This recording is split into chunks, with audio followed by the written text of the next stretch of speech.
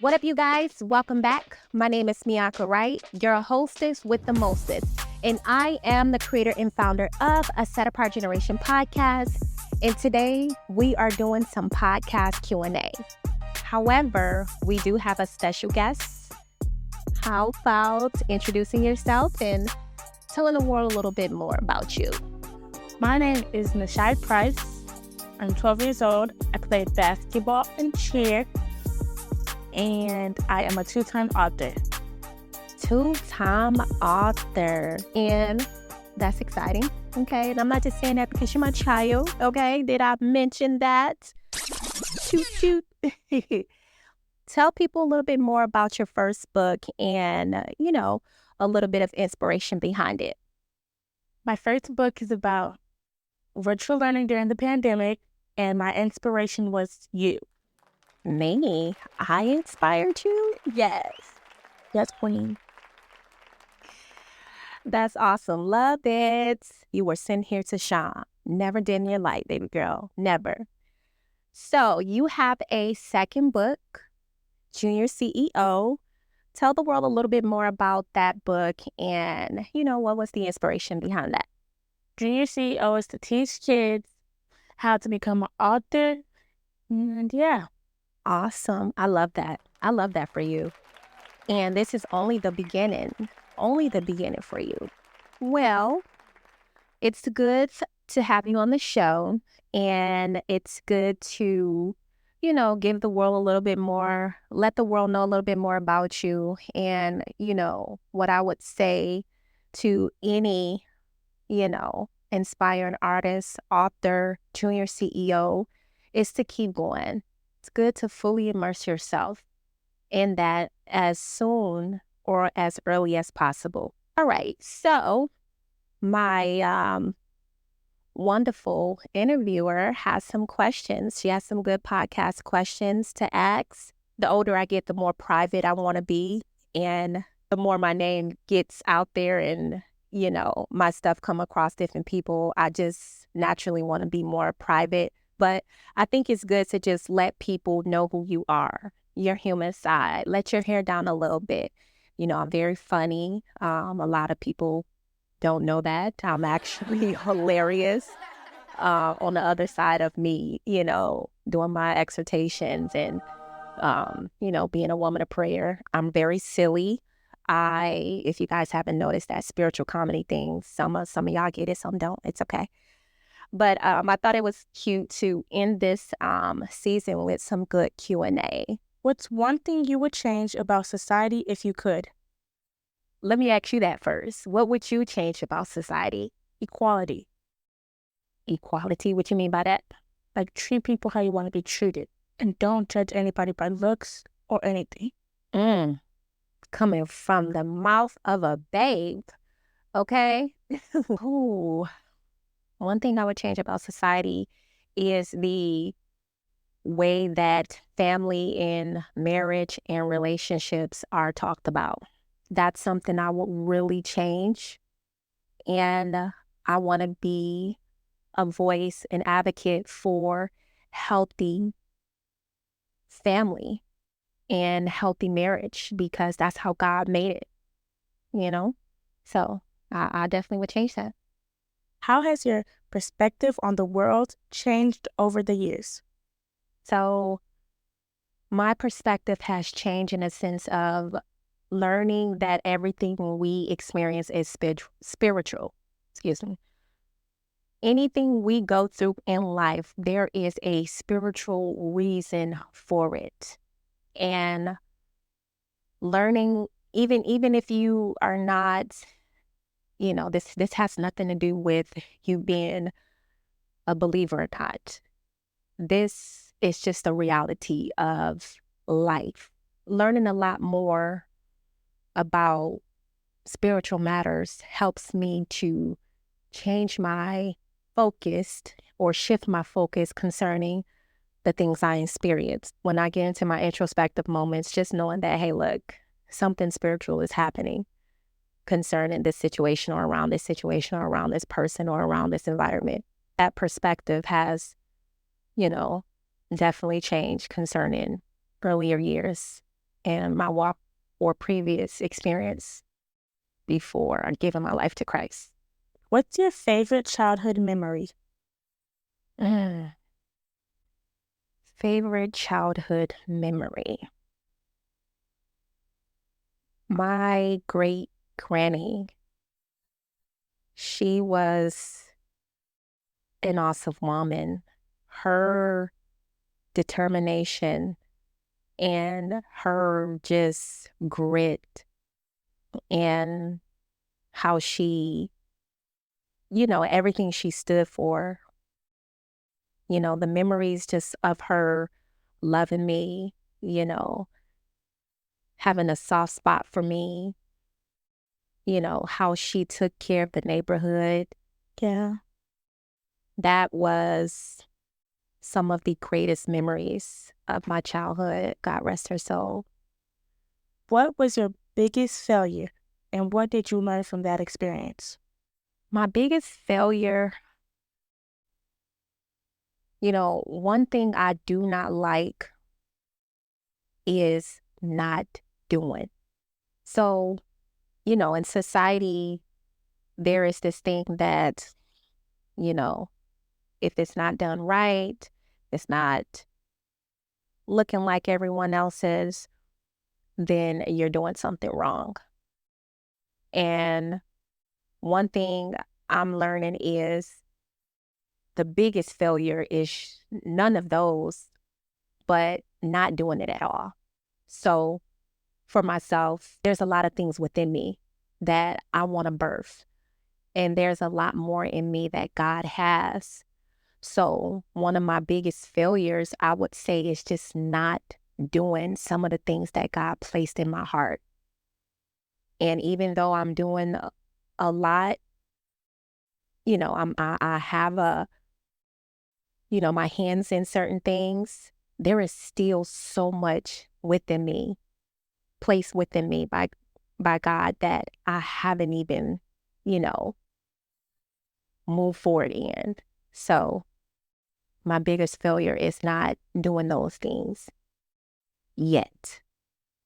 And what I'm learning is that every success story has setbacks, letdowns, the no's, the rejections, the hard times. Every success story will have their greater share of no's than of yes. So that's what I've learned.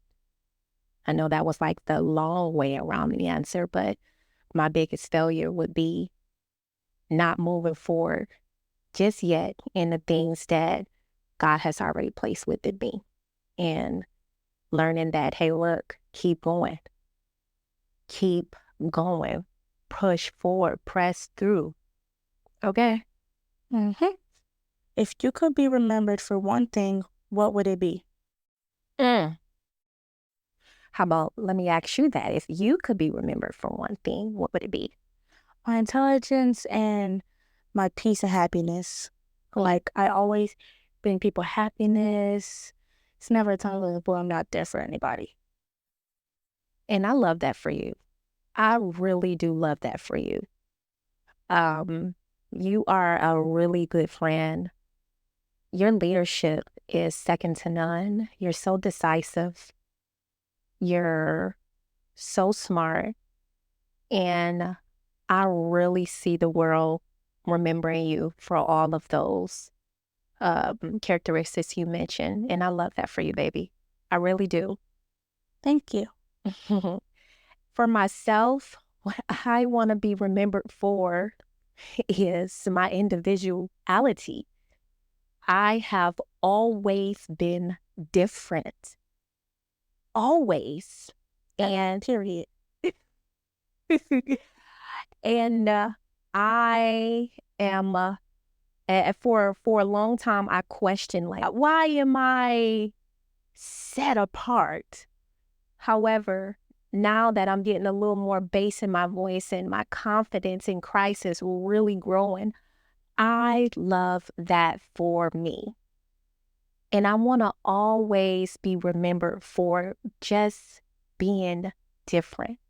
Not in the sense of trying to go against the grain, but just being uniquely myself.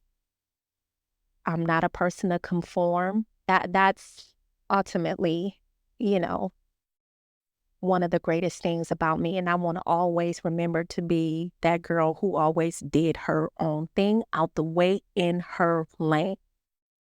Simple. Okay. Okay. How do you define happiness and have you found it? Mm. Wow. Let me ask you, how do you define happiness?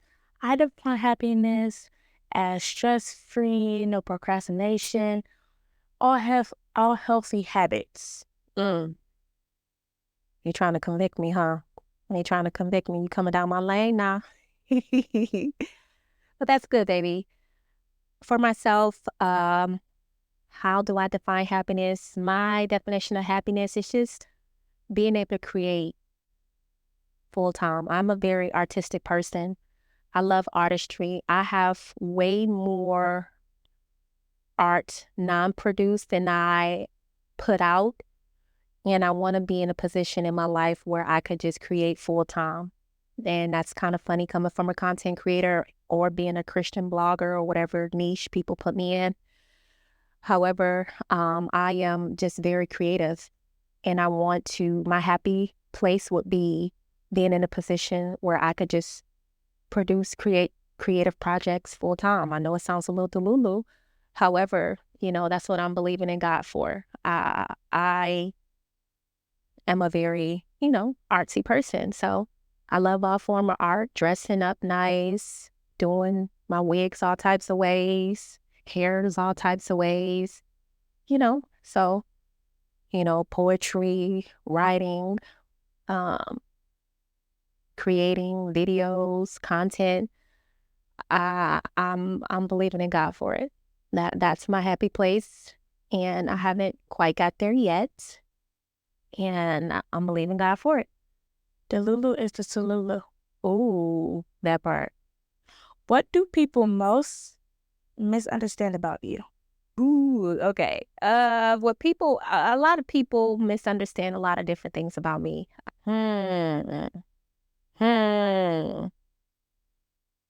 People most misunderstand my heart. And that's soul shattering because when are a good person, like, it's kind of like, man, that's not even what I meant, or that's not where I'm coming from, or that's not even the case. That sometimes is soul shattering. And that hurts me because I know that, there are some wicked people out in this world, okay?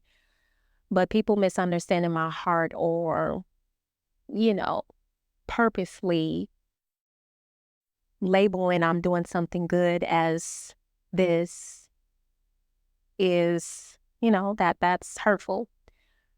And another thing is people don't really understand that I am very funny. Like I got that spiritual comedy thing going on, a little corny, funny-ish, but I am really a silly person. And it was kind of hard because I'm a Christian content creator, and I have my anchor voice and I have my little, my little Detroit swag. However, I am really a silly person. And for those who know me personally, know how funny I am, Yeah. I really am the life of the party, wherever I go. And, I know I have my little moments, but, I'm a lighthearted person. So it's kind of hard when people be like, where is this coming from? I keep that close to my heart for those who, truly love me and care about me. But yeah. Guys, your interviewer is out. Meet me at the Shy Price. Wait, actually, guys, I don't even know what I'm talking about. But I'm talking about something. So I love y'all. And peace. Well, I'm going to go ahead and second that. This is our season finale to season 2, the first year of just having a podcast. I have went through the motions, okay? I will say that, but I am so excited for what's to come. I hope you guys have a great rest of your year, wonderful holiday with family, and I will re-up with you guys in 2025. How about that? I'm out.